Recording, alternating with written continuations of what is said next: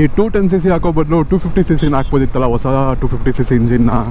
Obviously Himalayan 450 ಅಥವಾ triumph 400cc engine platform ಏನಿದೆ ಅದರಷ್ಟು ಪವರ್ಫುಲ್ಲಾಗಿಲ್ಲ ಇಂಜಿನ್ನು. ಕಾಸ್ಟು ಮ್ಯಾನೇಜ್ ಮಾಡಿದ್ರೆ, ಒಳ್ಳೆ ಕಾಸ್ಟಲ್ಲಿ ಮ್ಯಾನೇಜ್ ಮಾಡಿದ್ರೆ ಆ ಒಂದು ಇಂಜಿನ್ ಹಾಕ್ಬಿಟ್ಟು. ಹಾಯ್ ಫ್ರೆಂಡ್ಸ್, ಎಲ್ರಿಗೂ ನಮಸ್ಕಾರ. ಮತ್ತೊಂದು ಹೊಸ ವೀಡಿಯೋಗೆ ಸ್ವಾಗತ. ಸೊ ತುಂಬ ದಿನ ಆದಮೇಲೆ ಮೋಟೋ ವ್ಲಾಗ್ ಸೆಟಪ್ಪಲ್ಲಿ ಬರ್ತಾಯಿದ್ದೀನಿ. ಸ್ಪೆಷಲಿ ಹೀರೋ ಬಗ್ಗೆ ಮಾತಾಡೋಣ ಅಂತ ಅನ್ನಿಸ್ತು. ನಿಮಗೆ ಹಿಂದಿನ ವೀಡಿಯೋದಲ್ಲಿ, ಇದಕ್ಕಿಂತ ಮುಂಚೆ ಒಂದು ವೀಡಿಯೋ ಅಪ್ಲೋಡ್ ಮಾಡಿದ್ದೆ ಅದರಲ್ಲಿ ನಾನು ಎಕ್ಸ್ಪಲ್ಸ್ 210 ಅಪ್ಕಮಿಂಗ್ ಎಕ್ಸ್ಪಲ್ಸ್ 210 ಬಗ್ಗೆ ಏನೇನು ನನಗೆ ಗೊತ್ತಿತ್ತು ಅಥವಾ ಏನೇನು ಆ ಒಂದು ಇವೆಂಟಲ್ಲಿ ರಿವೀಲ್ ಮಾಡಿದ್ರು ಅದೆಲ್ಲನೂ ಹೇಳಿದ್ದೆ. ಮತ್ತು ಇನ್ನೂ 2 ಬೈಕ್ಗಳು ಕೂಡ ಅನ್ವೀಲ್ ಮಾಡಿದರು. ಲಾಂಚ್ ಆಗಿಲ್ಲ, ಅನ್ವೀಲ್ ಆಗಿದೆ. ಅದು ಎಕ್ಸ್ಟ್ರೀಮ್ 250 ಮತ್ತು ಕರಿಷ್ಮಾ 250. ಒಂದು ನೇಕೆಡ್ ವರ್ಷನ್ನು, ಇನ್ನೊಂದು ಫೇರ್ಡ್ ವರ್ಷನ್ನು. ಸೊ ಟೋಟಲ್ 3 ಬೈಕ್ನ ಟೋಟಲ್ 4 ಮಾಡಿದ್ದಾರೆ. ಅದು ಇನ್ನೊಂದು ಎಲೆಕ್ಟ್ರಿಕ್ಕು. ಸೊ ನಮ್ಗೆ ಅಷ್ಟೊಂದು ಎಲೆಕ್ಟ್ರಿಕ್ಕು ನನಗೂ ಆಗಬಾರಲ್ಲ. ಸೊ ಅದಕ್ಕೋಸ್ಕರ ಅದ್ರ ಬಗ್ಗೆ ಜಾಸ್ತಿ ನಾನು ಅದ್ರ ಬಗ್ಗೆ ಏನೂ ಹೇಳಿಲ್ಲ ಆ ಒಂದು ವೀಡಿಯೋದಲ್ಲಿ. ಸೊ ಈ 3 ಬೈಕಲ್ಲಿ ನಿಮಗೆ ಸಾಕಷ್ಟು ಕಮೆಂಟ್ಸ್ಗಳು ಕೂಡ ಓದಿದೆ. ಅದಕ್ಕೆ ಒಳ್ಳೆ ರೆಸ್ಪಾನ್ಸ್ ಕೂಡ ಬಂದಿದೆ. ಆ್ಯಕ್ಚುಲಿ ವ್ಯೂಸ್ ಒಂದು 7000+ ವ್ಯೂಸ್ ಕೂಡ ಬಂದಿತ್ತು. ಹಾಗೆ ಒಳ್ಳೆ ಒಂದು ರೆಸ್ಪಾನ್ಸ್ ಕೂಡ ಬಂದಿತ್ತು.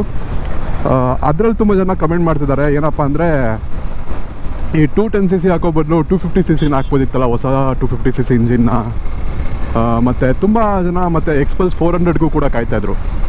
ಸ್ಪೆಷಲಿ ನಾನು ಕೂಡ ಅಷ್ಟೇ, ಎಕ್ಸ್ಪಲ್ಸ್ 400 ಕೂಡ ಅನ್ವೀಲ್ ಮಾಡ್ಬೋದು ಅಥವಾ ಅದ್ರ ಬಗ್ಗೆ ಏನಾದರೂ ಹಿಂಟ್ಸ್ ಕೊಡ್ಬೋದು ಅಂತ ಅಂದ್ಕೊಂಡಿದ್ದೆ.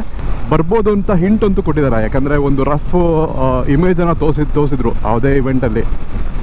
ಸ್ಕ್ರೀನಲ್ಲಿ ನಿಮಗೆ ಹಾಕ್ತಿರ್ತೀನಿ, ಬೇಕಾದ್ರೆ ನೋಡಿ. ಆ ಒಂದು ಇಮೇಜಲ್ಲಿ ನೋಡೋ ಹಾಗೆ ಸ್ವಲ್ಪ ಚೆನ್ನಾಗಿದೆ ನೋಡೋಕ್ಕೆ, ಡಿಸೈನ್ ವೈಸ್ ಎಲ್ಲ. ಅದೇ ಥರ ಬರುತ್ತೆ ಅನ್ನೋ ಡೌಟು.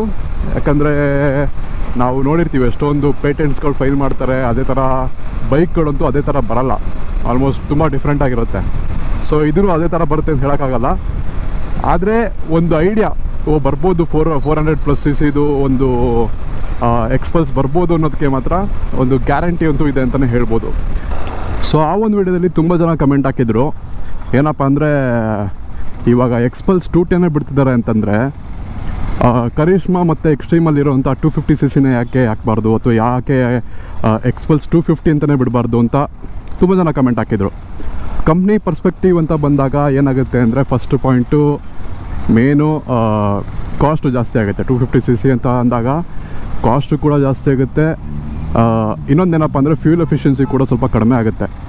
ತುಂಬ ಜನ ಈ ಎಕ್ಸ್ಪಲ್ಸ್ ಏನಕ್ಕೆ ತೊಗೊಳ್ತಿದ್ದಾರೆ ಅಂದರೆ, ಅದು ಒಂದು ಬಜೆಟ್ ಇವಿ ಅಂತಲೇ ತೊಗೊಳ್ತಿರೋದು. ಸೊ ಕಾಸ್ಟು ಆಟೋಮೆಟಿಕ್ಕಾಗಿ ಇನ್ಕ್ರೀಸ್ ಆಗುತ್ತೆ 250cc ಇಂಜಿನ್ ಯೂಸ್ ಮಾಡ್ತಿದ್ದಾರೆ ಅಂತಂದರೆ. ಸೊ ಆ ಕಾಸ್ಟ್ನ ರಿಡ್ಯೂಸ್ ಮಾಡೋಕ್ಕೋಸ್ಕರ ಈ ಒಂದು ಇಂಜಿನ ಚೂಸ್ ಮಾಡಿರ್ಬೋದು.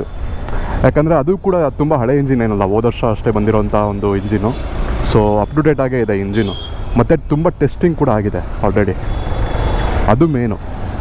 ಲೈಕ್ 210cc ಇವಾಗ ತುಂಬ ಅದರಲ್ಲಿರೋ ಪ್ರಾಬ್ಲಮ್ಸ್ ಎಲ್ಲ ಸಾರ್ಟ್ ಕೂಡ ಮಾಡಿರ್ತಾರೆ.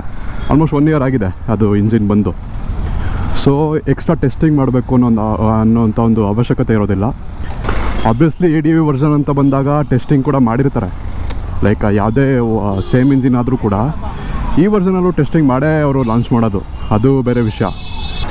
ಆದರೂ ಕೂಡ ಇಂಜಿನ್ ವೈಸ್ ಅಂತ ಬಂದಾಗ ಸ್ವಲ್ಪ ಪ್ರಾಬ್ಲಮ್ಸ್ ಇರುತ್ತೆ. ಹೊಸ ಇಂಜಿನ್ ಅಂತ ಬಂದಾಗ ನಿಮ್ಗೆ ಗೊತ್ತಿರ್ಬೋದು, ಎಷ್ಟೇ ಅವ್ರು ಟೆಸ್ಟಿಂಗ್ ಮಾಡಿದ್ರು ಕೂಡ ರಿಯಲ್ ವರ್ಲ್ಡಲ್ಲಿ ನಾವು ಕಸ್ಟಮರ್ಸ್ ಹೆಂಗೆ ಯೂಸ್ ಮಾಡಿ ಅವ್ರಿಗೆ ಫೀಡ್ಬ್ಯಾಕ್ ಕೊಡ್ತೀವಲ್ಲ, ಅದ್ರ ಮೇಲೆ ಅವರು ಕೆಲವೊಂದು ವಿಷಯಗಳನ್ನ ಸಾರ್ಟ್ ಮಾಡ್ತಾರೆ ಹೋಗ್ತಾ ನಮ್ಮ ಫೀಡ್ಬ್ಯಾಕ್ಸ್ ತೊಗೊಂಡು. ಸೊ ಅಂಥ ಫೀಡ್ಬ್ಯಾಕ್ಸ್ ಅವ್ರಿಗೆ ಹೊಸ ಇಂಜಿನಲ್ಲಿ ಸಿಕ್ಕಿರಲ್ಲ.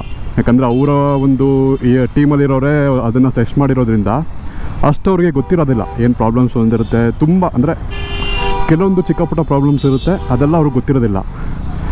ಸೊ ಅದಕ್ಕೋಸ್ಕರ ಆ ಒಂದು ರಿಸ್ಕ್ನ ಅವಾಯ್ಡ್ ಮಾಡೋಕ್ಕೋಸ್ಕರ ಇವರು ಅಟ್ಲೀಸ್ಟ್ 1 ವರ್ಷ ಹಳೆ ಇಂಜಿನು ಅಥವಾ ಸ್ವಲ್ಪ ಆಲ್ರೆಡಿ ಮಾರ್ಕೆಟಲ್ಲಿ ಇರೋವಂಥ ಇಂಜಿನ್ ಯೂಸ್ ಮಾಡಿದ್ರೆ ಇವ್ರಿಗೆ ಕಾಸ್ಟು ಕಡಿಮೆ ಬೀಳುತ್ತೆ. ಮತ್ತು ಟೆಸ್ಟಿಂಗ್ ಮಾಡಬೇಕು ಅನ್ನೋ ಅವಶ್ಯಕತೆ ಇಲ್ಲ, ಎಕ್ಸ್ಟ್ರಾ ಟೆಸ್ಟಿಂಗ್ ಮಾಡಬೇಕು ಅನ್ನೋ ಅವಶ್ಯಕತೆ ಕೂಡ ಇರೋದಿಲ್ಲ. ಸೊ ಅದೊಂದು ಮ್ಯಾಟ್ರ್ ಆಗುತ್ತೆ ಇಲ್ಲಿ. ಸೊ ಇದಿಷ್ಟು 210 ಬಗ್ಗೆ ಆಗಿತ್ತು, ಎಕ್ಸ್ಪಲ್ಸ್ 210 ಬಗ್ಗೆ. ಸೊ ಇನ್ನು ಎಕ್ಸ್ಪಲ್ಸ್ 400 ಬಗ್ಗೆ ಕೂಡ ತುಂಬ ಜನ ಕೇಳ್ತಾಯಿದ್ರು. ಸೊ ಇದ್ರ ಬಗ್ಗೆ ಹೇಳೋದಾದರೆ ಟೆಕ್ನಿಕಲಿ ಏನು ಮಾಡ್ಬೋದು ಯಾಕೆ ಹೀರೋ ಅವರು ಅಂತ ಹೇಳಿದ್ರೆ, ನಿಮಗೆ ಗೊತ್ತಿರ್ಬೋದು ಹೀರೋ ಹಾಗೂ ಹಾರ್ಲಿ ಡೇವಿಡ್ಸನ್ 2 ಕಂಪ್ನಿ ಜಾಯಿಂಟ್ ವೆಂಚರಲ್ಲಿದ್ದಾರೆ. ಈ ಒಂದು ಜಾಯಿಂಟ್ ವೆಂಚರಲ್ಲಿ ಹೀರೋ ಅವ್ರು ಏನು ಮಾಡಿದ್ದಾರೆ ಅಂದರೆ, ಒಂದು ಮ್ಯಾವ್ರಿಕ್ ಅಂತ ಒಂದು ಗಾಡಿ ಕೂಡ ಲಾಂಚ್ ಮಾಡಿದ್ದಾರೆ ಆಲ್ರೆಡಿ. ನಿಮಗೆ ಗೊತ್ತಿರ್ಬೋದು, ಈ ಹಾರ್ಲಿ ಡೇವಿಡ್ಸನ್ X440 ಅಂತ ಒಂದು ಗಾಡಿ ಬಂತು. ಅದೇ ಇಂಜಿನ್ ಪ್ಲ್ಯಾಟ್ಫಾರ್ಮಲ್ಲಿ ಮ್ಯಾವ್ರಿಕ್ 440 ಕೂಡ ಬಂದಿತ್ತು. ಇದು ಕೂಡ ತುಂಬ ಜನಕ್ಕೆ ಗೊತ್ತಿರುತ್ತೆ. ಆದರೆ ನನ್ನ ಪ್ರಕಾರ ಏನಪ್ಪ ಅಂದರೆ ಇವರು R&D ಕಾಸ್ಟ್ನ ಕಡಿಮೆ ಮಾಡೋಕ್ಕೋಸ್ಕರ ಇವರು ಆಲ್ರೆಡಿ ಎಕ್ಸಿಸ್ಟಿಂಗ್ ಇರೋವಂತಹ ಇಂಜಿನ್ನು, ಅದು ಕೂಡ ಹಾರ್ಲಿ ಡೇವಿಡ್ಸನ್ ಅಂತ ಬಂದಾಗ ಒಂದು ಒಳ್ಳೆ ಇಂಜಿನ್ ಅಂತಲೇ ಹೇಳ್ಬೋದು.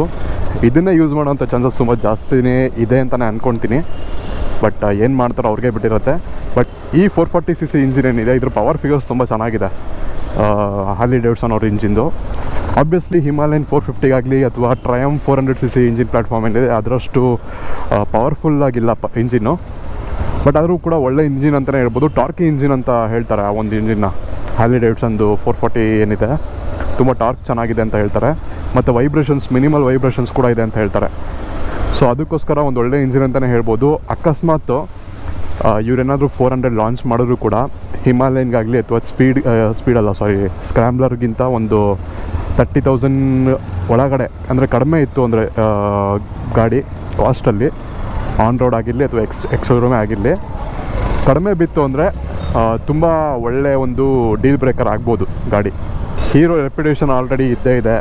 ಅದ್ರ ಜೊತೆಗೆ ಅವರಿಗೆ ಅಡ್ವೆಂಚರ್ ಬೈಕ್ಸ್ನ ಮಾಡೋದು ಹೆಂಗೆ ಅಂತ ಗೊತ್ತು, ಯಾಕಂದರೆ ತುಂಬ ಎಕ್ಸ್ಪೀರಿಯನ್ಸ್ಡ್ ಇದ್ದಾರೆ. ಸೊ ಅದಕ್ಕೋಸ್ಕರ ಒಂದು ಒಳ್ಳೆ ಡೀಲ್ ಬ್ರೇಕರ್ ಆಗ್ಬೋದು.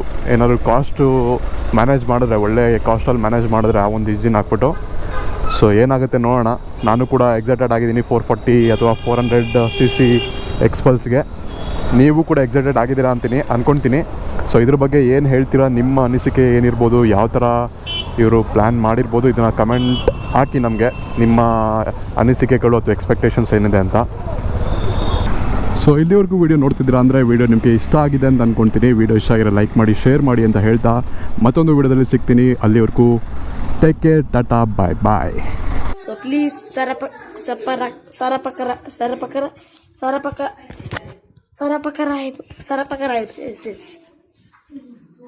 Okay, thank you.